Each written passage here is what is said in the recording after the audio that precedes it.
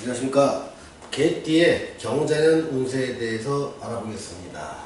자, 개띠라고 하면 몇 가지 특성들이 존재하게 됩니다.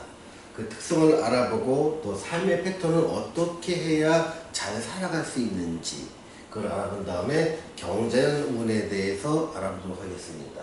먼저 개띠의 특성을 몇 가지 열거하기 위해서는 이 술이라는 글자가 갖고 있는 의미가 상당히 중요하게 됩니다. 이 술에는요, 보통 진술충미의 경우에는 항상 입고의 개념이 있습니다. 입고라는 것은 특정 글자나 특정 기운을 또는 특정한 활동을 못쓰게 만들고 손상되지 않도록 잘 포장해서 저장해 놓는 개념입니다. 그래서 여기 입고되는 것들은 병과 무라고 하는 것들이 입고되면서 을이라는 기운이 입고가 되고, 이러한 현상이 개띠로 타고난 사람한테는 자기의 삶에 직접 또는 간접적으로 영향력을 주게 됩니다.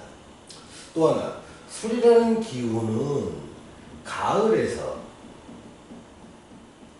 겨울로 넘어가는 길목에 있습니다.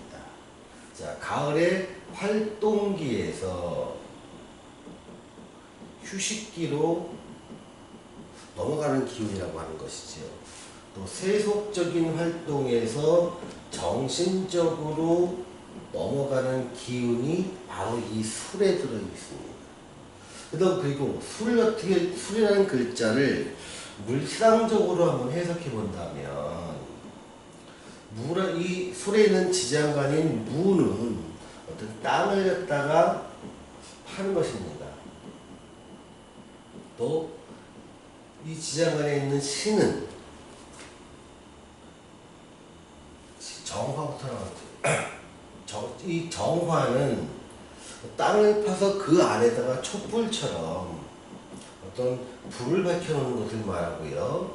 신이라고 하는 것들은 어떤 기도라든가 철학이나 어떤 절대자에 대한 구도, 이런 형태로 신이라는 물상이 나타나는 경우가 상당히 많습니다. 그렇다면 이 개띠로 태어난 사람들이 이러한 특성에서 벗어나지 못한다는 말과 같습니다. 그러면 이러한 속성을 내 삶에서 적극적으로 활용하면 내 삶이 긍정적으로 풀릴 것이요, 이런 속성을 벗어나서 내 삶의 어떤 직업을 선택하거나 어떤 삶의 패턴을 가져간다면 삶에 커다란 굴곡이 예상된다고 보면 됩니다. 자, 그러면 입고된다는 것은 병이라든가 을의 기운이 입고된다는 것은 뭐냐면, 얘들이 지칭하는 것은 활발한 세속의 활동입니다. 소위 말하면 부귀를 추구하고 발전을 추구하고 또 문명을 추구하고 개발하고 계획하고 실천하고, 이러한 모든 모습이 현실 속에서 발전과 번영을 위해서 자기 일신의 영달을 위해서 힘쓰는 글자가 이런 글자들입니다. 그런데 개띠로 타고난 팔자의 그 특성을 보면 이런 것을 입고돼서 못쓰게 하니 내가 추구해야 될 것은 이런 것이 아니란 뜻입니다. 자, 이런 걸 추구해서 뭔가를 제주해서 납품하고 홍보하고 또 세속적인 발전을 위해서 어디에 출마하고, 이런 것들은요, 개띠생한테는 상당히 치명적인, 또 운이 나쁠 때 그런 쪽을 일을 하거나 관여한다는 것은 굉장히 삶을 갖다가 나락으로 떨어뜨릴 수 있는 그러한 요소가 됩니다. 또 가을에서 겨울로 갔다는 얘기가 뭐냐면, 내 삶의 어떤 활동이 지키는 것, 보존하는 것, 이런 것들의 행동에 대해서 이런 행동이 들어간 어떤 일이라면 내 삶을 긍정적으로 바꿀 것이지만 적극적으로 내가 뭔가를 만들어내고 시장을 개척하고 또 무역을 하고 이런 쪽에서는 굉장히 어려운 삶을 살게 된다는 겁니다. 자, 지키는 것, 보존하는 것은 세속적으로 보면 어떤 일이 있을까요? 가령 가장 대표적인 것이 공무원 같은 경우나 공무원이나 직장인이라면 내가 하는 일에 충실하고 늘 그 자리에 있더라. 그 사람 그 자리에 늘 앉아서 자기 임무에 충실하더라. 이게 전형적인 지키는 일입니다. 만약에 사업을 하시는 분이라면 만약 펜션업을 하거나 창고업을 하거나 같은 호텔업을 하는 경우에는 이들은 시설은 늘 그 자리에 있습니다. 사람들이 필요해서 이것을 이용하려고 할 때 나는 지키고 앉아서 이것의 이용료를 받으면 됩니다. 이런 것이 지키는 일입니다. 또 보존하는 일은 어떤 것이 있느냐면 가령 내가 어떤 물건을 생산하거나 요식업을 한다고 하더라도 오래 보존할 수 있는 것들이 주된 타겟이 되겠죠. 가령 어떤 국을 끓인다면 곰탕처럼 오랫동안 우려내야 되는 것들, 아니면 내가 양념을 만든다면 된장이나 고추장처럼 오랫동안 정성을 들여야 되는 것들, 또는 주류 제조처럼 오랜 기간 동안 노하우가 필요하고 그곳에서의 내 뼈를 묻을 각오로 열심히 했던 사람들이 장인의 정신에 오르는 것, 장인의 반열에 오르는 것, 이게 지금 그 개띠들이 가져야 될 운명 중에 하나입니다. 또한 이런 일을 하는 건 직업적으로는 당연히 하게 되어 있지만 정신적인 활동에서 보면 땅 파고 촛불 기도를 꼭 기도하는 것, 이건 일종의 정한수가 됩니다. 정한수를 떠놓고 기도하는 것은 삶 속에서의 일상적인 생활입니다. 보통 그래서 개띠들이 주로 마음이 흔들리거나 삶에서 간절히 원하는 것이 있을 때는 그거를 적극적으로 바꾸려고 노력을 하는 게 아니라 보통 기도라는 것을 과정을 통해서 천일 기도를 기다리거나 백일 기도를 기다리거나 또는 불공을 드리거나 부처에 의탁해서 등을 달거나 하면서 내 소원이 이루어지는 것을 간절히 원할 때는 기도라는 형태로 자기의 소원을 이루기 위해서 노력을 하게 됩니다. 자, 이러한 특성들이 개띠생들이 내가 현재 추구하고 있거나 아니면 상황이 지금 괜찮으니 잘 되고 있다가 내가 활동이 안 좋아지는 운으로 들어갔을 때는 반드시 이러한 쪽의 행위와 관련을 갖는 일에 인연을 맺게 되고 그런 일이라면 내가 지겨워하지 않고 오랫동안 하더라. 그럼 이 사람의 삶의 패턴은 어떤 것이냐? 삶의 패턴은요, 절대 한우물을 파지 않습니다. 내가 어떤 것의 전문가라 하더라도 반드시 전문가로 남기 위해서는 젊은 시절에 A란 직업에서 B란 직업으로 또는 C란 직업을 갖다가 동시에 갖면서 이 D까지 이 4개 중에서 하나를 A라든가 C라는 걸 선택해서 전문가의 영역으로 가게 됩니다. 그러면서 나는 A의 전문가이면서 늘 다른 B와 C와 D에도 관여가 되어 있는 경우가 많지요. 그래서 보통 이런 사람들이 정치를 하게 되면 한때 정치를 하기도 하고 한때 글을 쓰기도 하고 한때 방송을 하기도 하고 한때 식당을 운영하기도 합니다. 그런데 그러면 그 컬럼니스트로 되게 유명해져 있는 상태라면 A라는 분야에서 유명해져 있다면 A의 컬럼니스트만 하는 게 아닙니다. 식당도 운영하고 방송도 하고 글도 씁니다.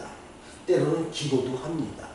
이렇게 하나의 직업에서의 최고가 되지만 하나의 일만 절대로 하지 않는 게 또 개수생들의 어떤 오지랖이라고 할까요? 활동 범위가 굉장히 넓습니다.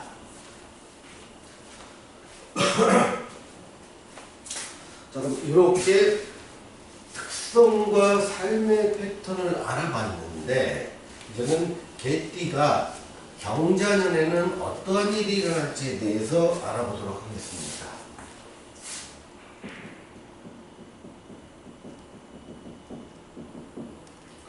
저 개띠생한테 이 자라고 하는 기운이 가져다 준 거는 신살적인 측면에서 보면 어떤 제살, 수옥살이라고도 얘기를 합니다. 또한 격각의 격각살이라고 해서 과거에는 이걸 조문살과 상객살이라고도 얘기를 했습니다. 이 두 가지가 영향을 미치게 됩니다.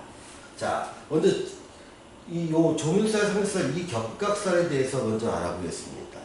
자, 내가 어떤 시장에서 장사를 하는 사람이라고 얘기를 들어봅시다. 나는 커다란 갈비집을 하고 있는데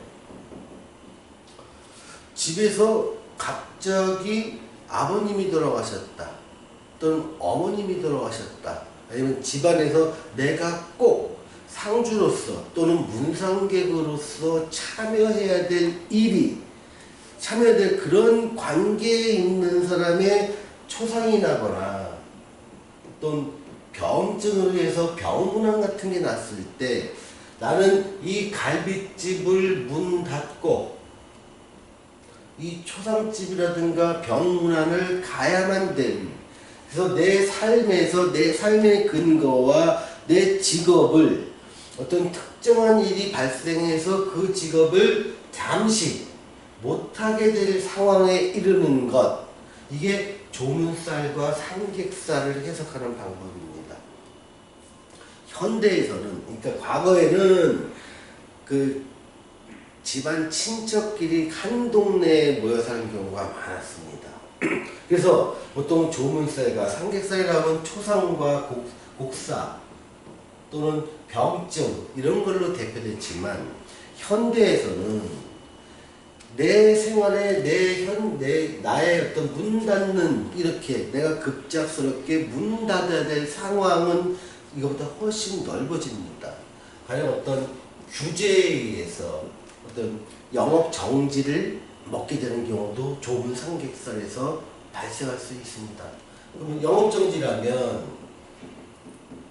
이거는 상을 당하거나 하우 관계가 없지만 원래 조문 상객살이 의미하는 너의 갈비집을 네가 하는 갈비집을 못하게 할 수밖에 없는 상황을 만들어지는 것, 그런 일이 발생할 가능성이 높은 것, 이게 조문 상객살입니다. 또는 내가 아플 수 있습니다. 그래서 갈비집을 해야 되는데 내 건강이 허락하지 않아서 갈비집을 못하게 되더라. 이때는 수옥살도 같이 영향을 미칩니다. 그래서 아프면 수술도 하고 또 입원도 해가면서 내가 병원에 일정 기간 갇히게 됩니다. 이런 것들을 이렇게 제살과 격각살이 왔을 때 나타나는 현상입니다. 또는 이 사람이 어떤 기도에 충실한 사람이다. 그래서 나는 일주일 동안 어떤 절에 들어가서 기도를 해야 될 상황이기 때문에 이 갈비집을 문을 닫고 나는 절에 들어가서 일주일 동안 기도를 하거나 아니면 연수원에 들어가서 어떤 특정한 연수를 받음으로써 내 주된 업을 문 닫아야 될 상황이 발생하더라. 이것 또한 격각살이 주는, 또 조문 상객살이 주는 의미가 됩니다. 원래 술생들, 즉 개띠생들은요, 내가 어떻게 간절하게 원하는 것이 있다면 이를 접고 절에 들어가거나 종교 시설에 들어가서 간절한 구원을 할 때 하늘의 응답을 받는 경우가 많습니다. 이런 것들이 개띠생이 갖는 하나의 장점이면서 또 내가 절대자에 대한 기도라든가 아니면 현실 속에서의 어떤 능력을 타고난 사람이라면 도무지 이 개띠생의 이러한 행태를 이해를 못합니다. 개띠생이 어렵다고 해서 가령 만약에 1000만원 정도가 필요했다고 했을 때 이 사람은 자기가 1000만원을 구하려고 열심히 일하고 저축하는 게 아닙니다. 교회 가서 기도합니다. 또 절에 가서 기도합니다. 그러면 누군가 이 개띠생이 상황을 알고 개띠생이 동생이 1000만원을 개띠생한테 지원을 했다 가정을 해봅시다. 그럼 개띠생이 느끼는 건 뭐냐면 자기의 기도를 들어준 게 하느님과 부처님이 들어준 거지 동생이 도와줘서 고맙다는 생각을 잘 안 하게 됩니다. 물론 비즈니스 코멘트로 고맙다는 얘기를 하겠지만 다른 사람한테 얘기했던 야 동생이 도와줘서 이 1000만원 때문에 나는 어떤 해결사가 아니라 나는 기도에 부흥을 받았어. 내 기도가 먹혔어. 나의 간절함이 절대자를 움직이게 만들어서 그 절대자가 내 동생을 움직이고 동생이 나한테 준 것이다. 그러니 원칙적으로 표면적인 건 동생이 나한테 1000만원을 줬지만 동생을 움직이게 한 건 부처님이나 예수님 또는 하나님 또는 다른 신 이분들이 동생을 움직였다는 생각을 하게 됩니다. 그러면 이분들의 입장에서는 참 답답하죠. 야, 도와주면 내가 도와줬는데 왜 감사의 기도는 절에 가서 하는지 모르겠다고 얘기를 하지만 그게 개띠생들이 갖고 있는 어떤 바꾸지 못할 삶의 어떤 모습이다. 그러니 그러려고 이해를 하시면 무사히 잘 넘어갈 수 있습니다. 그래서 어떤 제살과 수옥살, 격각살의 영향 때문에 내가 예측하지 못한 일로 인해서 내 업에 일시적인 문달들이 좀 생기더라. 이런 것들이 보통 경자년에 두드러지게 나타날 수 있는 운세가 됩니다. 또한 일간에 따라서 여기에 개띠라도 갑일간, 을일간, 병일간, 정일간 또 무기경신 이게 다 나오는 현상들이 달라집니다. 그거는 좀 더 일간별 개띠로 통해서 알려드리도록 하겠습니다. 자, 오늘은 개띠가 경자년에 맞이할 운세에 대해서 알아보았습니다. 감사합니다.